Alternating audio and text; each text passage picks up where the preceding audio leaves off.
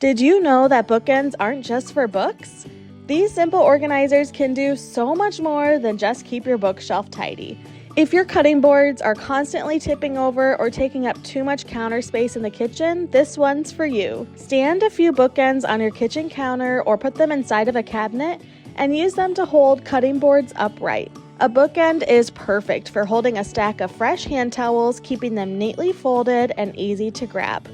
Place a pair of your favorite bookends on a console table, shelf, or inside of a cabinet to keep all of those card decks together in one spot. Place 2 bookends on your counter or the edge of a desk and use them to hold tablets, Kindles, and laptops upright while they're charging. Grab a pair of bookends and use them to hold a neatly folded stack of cloth napkins. Choose bookends that match your tablescape decor for a polished, stylish look that's both functional and beautiful. Take some leftover wallpaper scraps and wrap your books simply by folding. Cut a piece of scrap wallpaper that is slightly larger than your book.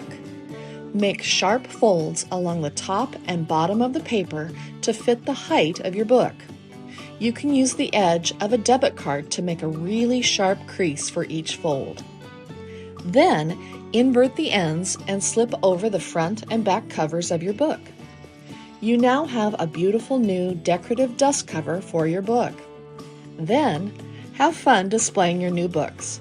You can use them by themselves or integrate them in with other books that you have. Stack wallpaper-covered books on top of an antique or vintage typewriter. Create a book wall display by gathering books with covers that are in a chosen color scheme.